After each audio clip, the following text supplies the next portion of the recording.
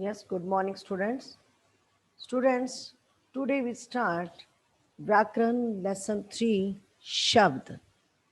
शब्द क्या होते हैं बेटा? शब्द होते हैं जो वर्णों के सार्थक मेल से बनते हैं, ठीक है? वो शब्द कहलाते हैं। जैसे मैंने बोला अध्यापक, शिक्षक, बच्चा, ठीक है? इस प्रकार ये शब्द शब्द कहलाते हैं। तो आइए चित्रों के माध्यम से जानते हैं। ये दिया हुआ है सड़क। सड़क शब्द लिखा हुआ है, आपके सामने सड़क की तस्वीर बनी हुई है। दूसरा चित्र गिलास का है, तीसरा मुकुट, और उसके बाद ये बना हुआ है बाजार। तो बेटा ये जो शब्द हैं, इनको हम शब्द क्यों कहते हैं? क्योंकि इसमें वर्णों का सार्थक मेल है। यानी कि इनका सार्थक मेल क्या होता है कि इनका कोई अर्थ निकलता है, तो ये कहलाते हैं सार्थक शब्द। तो ये हमारे शब्द कैसे बनते हैं? जिनका कोई अर्थ निकलता है, ठीक है? और वर्णों के सार्थक मेल को शब्द, सार्थक का अर्थ होता है जिनका कोई अर्थ निकले, ओके, उनको हम कहते हैं शब्द। जैसे अब सड़क है, सड़क का हम वर्ण विच्छेद करेंगे तो बनेगा स प्लस अ प्लस ड प्लस अ प्लस क प्लस अ, ठीक है? तो ये बनेगा सड़क। ऐसे ही गिलास ग प्लस ई प्लस ल प्लस आ प्लस स प्लस अ। ऐसे ही मुकुट और ऐसे ही बाजार का हम वर्ण विच्छेद करते हैं। तो वर्णों के मेल से, वर्णों के मेल से नहीं बोलेंगे हम, ये रोंग हो जाएगा। वर्णों का मेल में तो हम इसको कड़स भी लिख सकते हैं, कड़स, कड़स। तो ये भी तो वर्णों का मेल हो गया ना, लेकिन ये कोई शब्द नहीं होता, ठीक है? शब्द कैसे बनता है? वर्णों के सार्थक मेल से। यानी कि जब प्रॉपर वे में, क्रम में हम लिखते हैं वर्णों को, तो उससे शब्द बनते हैं। सार्थक मेल होता है जिससे उसका अर्थ निकले। दो या दो से अधिक वर्णों के सार्थक मेल को, सार्थक का अर्थ होता है बेटा जिनका कोई अर्थ निकले, उसको कहते हैं शब्द। ओके, तो सड़क जो है, ये गिलास, मुकुट, बाजार, ये सब शब्द हैं। ऊपर बने चित्रों के नीचे लिखे उनके नाम शब्द हैं। ये शब्द वर्णों को मिलाकर बने हैं, ठीक है बच्चों? वर्णों को मिलाकर ये शब्द बनते हैं। जैसे बाजार, बा, इसमें इन्होंने स्वर को अलग नहीं किया, स्वर को साथ ही जोड़ा है। तो बा प्लस जा प्लस र, तो शब्द बनेगा बाजार। इसके बाद अब नेक्स्ट जो आता है, आप देखिए, अगले इन वर्णों का क्रम बदल दिया जाए तो शब्द बनेगा। अगर इन वर्णों का, ये वर्ण है ना, बा जा र, इन वर्णों के सार्थक मेल से शब्द बना बाजार। अगर इनका क्रम बदल दिया जाए, रा पहले लाया जाए, जा बीच में आ जाए, बा बाद में आ जाए, तो क्या शब्द बनेगा? रजाबा। इस शब्द का कोई अर्थ नहीं होता। तो बाजार शब्द सार्थक है और रजाबा शब्द निरर्थक। इसलिए हम कह सकते हैं कि दो या दो से अधिक वर्णों के सार्थक मेल को शब्द कहते हैं। यानी कि वो दो भी हो सकते हैं, दो से अधिक भी हो सकते हैं। जैसे घर, बस, कार, वो दो हैं, लेकिन ये बाजार में 3 शब्द हैं। दो भी हो सकते हैं और दो से अधिक, ठीक है? वर्णों के सार्थक मेल को हम शब्द कहते हैं। नेक्स्ट, जब शब्दों का प्रयोग वाक्य में किया जाता है तब ये पद कहलाते हैं। जैसे मैं खेल, मैं, खेल शब्द है, मैं खेलूंगा। अब खेल शब्द का रूप खेलूंगा पद बन गया है। यानी कि मैं खेल तो शब्द है बच्चों, अगर इसको बनते हैं मैं खेलूंगा, तो खेलूंगा शब्द पद बन गया। यानी कि जब शब्दों का प्रयोग वाक्य में किया जाता है तो वह पद कहलाते हैं। ओके, वो पद बन जाते हैं। अब आते काइंड ऑफ वर्ड्स, यानी कि शब्दों के आधार पर, अर्थ के आधार पर शब्द के दो भेद होते हैं, यानी कि काइंड्स ऑफ वर्ड। नंबर 1 सार्थक, नंबर 2 निरर्थक। जैसा कि हम पहले भी पढ़ चुके हैं कि सार्थक, मैंने आपको लेसन शुरू होते ही बताया था कि सार्थक और निरर्थक शब्द क्या होते हैं। सार्थक शब्द वे शब्द होते हैं बेटा जिनका अर्थ निकलता है, और निरर्थक नी का मतलब होता है नहीं, कि जिनका कोई भी अर्थ नहीं निकलता, वो कहलाते हैं निरर्थक। ओके, सार्थक शब्द वे होते हैं जिनका कोई अर्थ निकलता है, और निरर्थक शब्द वे शब्द होते हैं जिनका कोई भी अर्थ नहीं निकलता। तो मैंने आपको कुछ एग्जाम्पल दिए थे पहले भी, आपको और भी मैं एग्जाम्पल दे रही हूँ। ठीक है, जैसे वर्णों के मेल से बने ऐसे शब्द जिनका कोई ना कोई अर्थ होता है, सार्थक शब्द कहलाते हैं। जैसे कमरा, गमला, पुस्तक। अब देखो बेटा, कमरा, कमरे का नाम आया तो आपके मस्तिष्क में, दिमाग में एकदम कमरे की तस्वीर आ जाएगी, है ना? क्यों? क्योंकि ये एक शब्द है। गमला आपको एकदम माइंड में स्ट्राइक करेगा कि गमला क्या होता है, जिसमें हम पौधे उगाते हैं, फ्लावर्स लगाते हैं। तो गमले का नाम लेते ही हमारे समक्ष गमले की पिक्चर माइंड में क्रिएट हो जाती है। इमेजिन करते हैं ना। पुस्तक, पुस्तक का नाम लेते ही हमारे सामने पुस्तक की पिक्चर आ जाती है। सपोज आपने करा अध्यापक, अब आपके सामने मैंने बोला अध्यापक शब्द, तो आपके समक्ष किसी न किसी टीचर की, अध्यापक की पिक्चर आपके समक्ष दिमाग में आ जाएगी, है ना? तो जिन शब्दों का कोई अर्थ निकलता है और उनकी छवि या उनकी तस्वीर हमारे माइंड में एकदम से क्रिएट हो जाती है, तो वो कहलाते हैं बेटा शब्द, और उनको हम कहते हैं सार्थक शब्द। ओके, नेक्स्ट अब हमारा आता है निरर्थक शब्द। निरर्थक शब्द क्या होते हैं? निरर्थक शब्द वे होते हैं जो वर्णों के मेल से तो बने होते हैं, लेकिन इनका कोई भी अर्थ नहीं होता। इनको निरर्थक शब्द कहते हैं।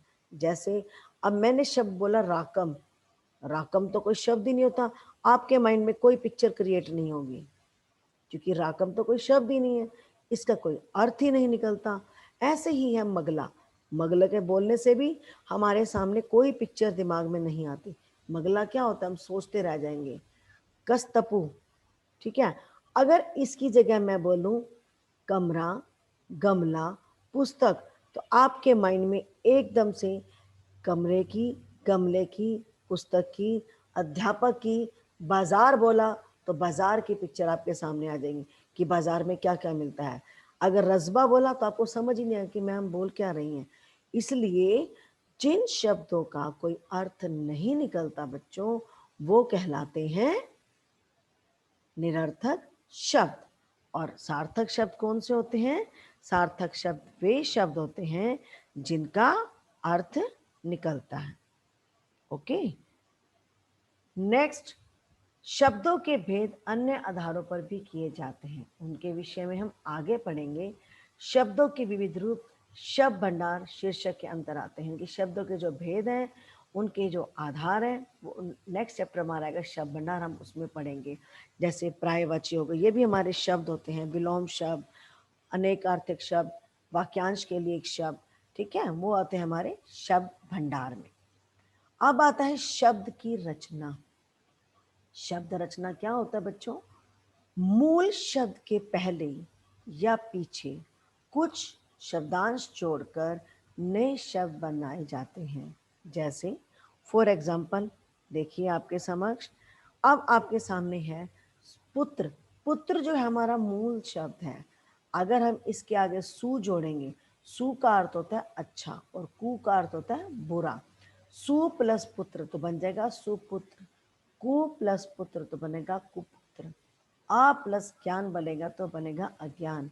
अगर ये ज्ञान लिखा हुआ है, आगे हम वी जोड़ देते हैं तो हमारा शब्द बन जाएगा विज्ञान। ओके, अब हमारा शब्द है फॉर एग्जाम्पल न्याय। न्याय के आगे अगर हम आ जोड़ देते तो वो शब्द बन जाएगा हमारा अन्याय। तो इस प्रकार बच्चे बहुत से शब्द होते हैं जिनको हम शब्दांश जोड़कर नया शब्द बना सकते हैं। ओके, तो इनको हम बोलते हैं उपसर्ग। जो ये आप इंग्लिश में भी पढ़ोगे या पढ़ा होगा, सुफिक्स और प्रीफिक्स। प्रीफिक्स होते हैं जो पहले जोड़ते हैं और सुफिक्स होते हैं जो बाद में। इसमें उपसर्ग जो होते हैं, इसको हम बोलते हैं उपसर्ग। जो शब्द मूल शब्द से पहले जुड़कर उसके अर्थ में परिवर्तन कर देते हैं, वो कहलाते हैं उपसर्ग। इनको हम उपसर्ग बोलते हैं। आप 5th क्लास में पढ़ेंगे, 4th क्लास में आपका इतना डिटेल में नहीं है, तो 5th क्लास में आपका ये आएगा कि जो आगे शब्दांश को जोड़ा जाता है वो कहलाते हैं उपसर्ग, और जो बाद में जोड़े जाते हैं वो कहलाते हैं प्रत्यय। वो मैं आपको बताती हूँ, कुछ शब्द आगे आएंगे। देखिए, अब जैसे ये जो शब्दांश, शब्दांश होता है शब्द का अंश। जैसे हमने धर्म मूल शब्द है, धर्म के साथ अगर हम आ को जोड़ते हैं तो ये शब्द बन जाता है बेटा आधर्म। ठीक है, ऐसे ही वन, वन के साथ हमने जोड़ा उप तो बना उपवन। ज्ञान, ज्ञान के साथ वी जोड़ा तो बन गया विज्ञान। ऐसे और भी बच्चे अनेक सारे शब्द होते हैं, बहुत से शब्द हैं। आप नए नए शब्द ढूंढकर उनके साथ उपसर्ग को जोड़िए और उनका अभ्यास करना है। ओके, इनको सबको कहते हैं जो शब्दांश शब्द मूल शब्द से पहले जुड़कर एक नया शब्द बनाते हैं, वो कहलाते हैं उपसर्ग। ये शब्दों की रचना पढ़ रहे हैं हम कि शब्दों की रचना कैसे होती है। ठीक है, नेक्स्ट आ गया हमारा कि मूल शब्द से पहले जुड़ने वाले शब्दांश को उपसर्ग कहते हैं। नेक्स्ट आ गया, अब मूल शब्द दिया हुआ है और शब्दांश दिया हुआ है। देखो, उपसर्ग में शब्दांश जो था वो पहले था, है ना, लेकिन प्रत्यय में शब्दांश बाद में है, मूल शब्द पहले है। तब जब मूल शब्द में शब्दांश को बाद में जोड़ा जाता है तो उससे भी नया शब्द बन जाता है, यानी कि उसके शब्द अर्थ में परिवर्तन आ जाता है। जैसे अब सुंदर प्लस ता तो शब्द बनेगा हमारा सुंदरता। योग्य प्लस ता योग्यता। लिख प्लस आई लिखाई। अब आई को जोड़ लिया हमने, आई इसमें शब्दांश है। ठीक है, मजदूर प्लस ई, इसमें ई शब्दांश है तो बनेगा मजदूरी। लोहा प्लस आर तो ये बनेगा लोहार। धर्म प्लस एक धार्मिक। ठीक है, तो ये जो शब्दांश बाद में जोड़े जाते हैं, यानी कि मूल शब्द के बाद में जुड़ने वाले शब्दांश को प्रत्यय कहते हैं, और मूल शब्द से पहले जुड़ने वाले शब्दांश को उपसर्ग कहते हैं। जैसे मैं आपको और एग्जांपल देती हूँ, ता है, ता मित्र के साथ जोड़ा तो क्या बनेगा, मित्र प्लस ता मित्रता। दुकान प्लस दार दुकानदार। ठीक है, ऐसे बहुत से शब्द होते हैं बेटा जिनमें शब्दांश बाद में जुड़ता है तो वो कहलाते हैं प्रत्यय, और उनसे नए शब्द का निर्माण हो जाता है। और ऐसे ही उपसर्ग में भी कुछ शब्द होते हैं जिनको हम मूल शब्द से पहले जोड़ते हैं तो उनका भी शब्द में परिवर्तन हो जाता है अर्थ में, तो वो नया शब्द बन जाता है। अब देखो, दोनों जगह पुत्र दिया हुआ है, ध्यान से देखो बच्चों, पुत्र यहाँ भी है और यहाँ भी है, लेकिन शब्दांश अलग अलग जुड़ने से इसके अर्थ में परिवर्तन हो गया। सु, सु का अर्थ होता है अच्छा, सुपुत्र मतलब अच्छा पुत्र, और कुपुत्र होता है, कु का मतलब होता है बुरा, कुपुत्र मतलब बुरा पुत्र। इनके जो बच्चे अपने पेरेंट्स का कहना नहीं मानते, अपने पेरेंट्स की बात नहीं मानते, कहते हैं ना, जैसे कई बच्चे अपने परिवार का कुल का बदनामी करते हैं, उनको कहते हैं कुपुत्र पैदा हो गया, है ना। और जो बच्चा अपने परिवार का नाम रोशन करता है, अपने माता पिता का नाम रोशन करता है, तो उसको कहते हैं कि ये तो सुपुत्र है, मतलब अच्छा पुत्र है ना। तो देखो, पुत्र तो दोनों में आया, मूल शब्द दोनों में आया, लेकिन शब्दांश लगने से इनके अर्थ में भी परिवर्तन हो गया। जैसे आ जुड़ा ज्ञान के साथ तो बन गया अज्ञान, और वी जोड़ा तो बन गया विज्ञान। विज्ञान तो होता है साइंस, है ना, कि हमें उसके बारे में जानकारी मिलती है, और अज्ञान होता है जिसके बारे में हमें जानकारी कुछ भी नहीं, कहते ना बड़ा अज्ञान बालक है ये, मतलब इसको कुछ भी नॉलेज नहीं है, ये कुछ नहीं जानता। और विज्ञान होता है जो साइंस के बारे में जानकारी रखते हैं, विज्ञान साइंस को बोलते हैं बेटा। ठीक है, अब आया धर्म। धर्म के आगे अगर आ जोड़ो तो बन जाता है आधर्म। ठीक है, ऐसे ही वन के साथ जब हम उप जोड़ेंगे तो बनेगा उपवन। तो ऐसे ही बेटा जब हम शब्दांश शब्द के अंत में जोड़ते हैं तो उसमें भी परिवर्तन आ जाता है। लिख, कह रहा ना राम लिख रहा है, अब मैंने बोला राम की लिखाई बहुत सुंदर है, अब आई शब्द जोड़ने से उसके अर्थ में परिवर्तन हो गया। ये आ गया धर्म। अब देखो धर्म हमारा यहाँ पर भी था, हमने इसमें आ जोड़ा तो ये बन गया आधर्म, लेकिन अगर हम इसमें इक जोड़ देते हैं तो बनता है धार्मिक। जैसे हमने गुंजन में पढ़ा था कि स्वामी विवेकानंद की माँ धार्मिक विचारों की थी, तो धार्मिक कैसे बनता है, धर्म प्लस इक। शब्द तो धर्म है, हमने उपसर्ग में भी धर्म के आगे आ जोड़ा था तो वो अधर्म बन गया था, और हमने प्रत्यय में धर्म के साथ अगर इक जोड़ते हैं तो वो बन जाता है धार्मिक। तो इस प्रकार बच्चों जो शब्दांश मूल शब्द से पहले जुड़ते हैं और उसके अर्थ में परिवर्तन लाते हैं वो कहलाते हैं उपसर्ग, और जो शब्दांश मूल शब्द के बाद में जुड़कर उसके अर्थ में परिवर्तन लाते हैं तो उसको हम कहलाते हैं प्रत्यय। ठीक है, मैं एक बार फिर से इस पाठ को दोहरा देती हूँ, ध्यान से सुनिए। शब्द किसे कहते हैं, वर्णों के, आप ऐसा डेफिनेशन कभी नहीं बोलेंगे कि वर्णों के मेल को शब्द कहते हैं। क्यों, क्योंकि वर्णों का मेल तो रजाक, जिसे हमने पढ़ा था रजाब, रजबा, रजबा भी वर्णों का मेल है। तो हम ये परिभाषा इसकी नहीं देंगे कि वर्णों के मेल को शब्द कहते हैं, हम बोलेंगे कि वर्णों के सार्थक मेल को, प्रॉपर इसकी डेफिनेशन क्या है कि दो या दो से अधिक वर्णों के सार्थक मेल को शब्द कहते हैं। आप इसको इजी लैंग्वेज में कह सकते हैं कि वर्णों के सार्थक मेल को शब्द कहते हैं। जैसे सड़क, सड़क का नाम लेते ही हमारे सामने सड़क की तस्वीर आ जाती है, गिलास का नाम लिया तो गिलास की तस्वीर आ जाती है, मुकुट बोला तो मुकुट की पिक्चर हमारे मस्तिष्क में आ जाती है, बाजार बोलेंगे तो बाजार की आएगी, है ना। हम जो शब्दों का सार्थक मेल होता है, वर्णों का सार्थक मेल होता है वो कहलाते हैं शब्द। शब्द के दो भेद होते हैं, सार्थक और निरर्थक। उससे पहले हमने पढ़ा था कि जब शब्दों का प्रयोग वाक्य में किया जाता है तब ये पद कहलाते हैं।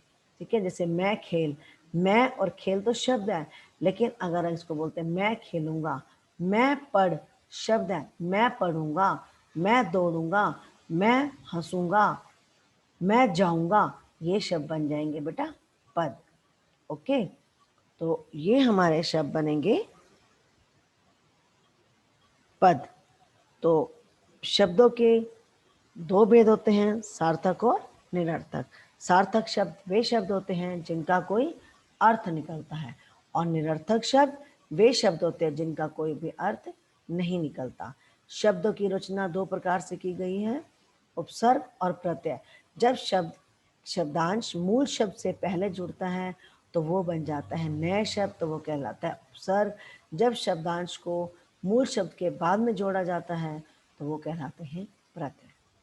ठीक है, वर्णों के मेल से शब्द बनते हैं, वर्णों का मेल सार्थक होना चाहिए। देखो ये दोनों एक दूसरे से लिंक्ड हैं, कहते हैं वर्णों के मेल से शब्द बनते हैं, लेकिन वर्णों का जो मेल है वो सार्थक होना चाहिए, यानी कि उसका अर्थ निकलना चाहिए। शब्द सार्थक और निरर्थक होते हैं। शब्द जब वाक्य में प्रयोग हो जाता है तब वह पद बन जाता है। उपसर्ग मूल शब्द के पहले लगकर नए शब्द बनाते हैं, और लास्ट है प्रत्यय, मूल शब्द के बाद में लगकर नए शब्द बनाते हैं। तो बच्चों आज हमने शब्द के बारे में जानकारी प्राप्त की। आप इस लेसन को ध्यान से पढ़िए और समझिए।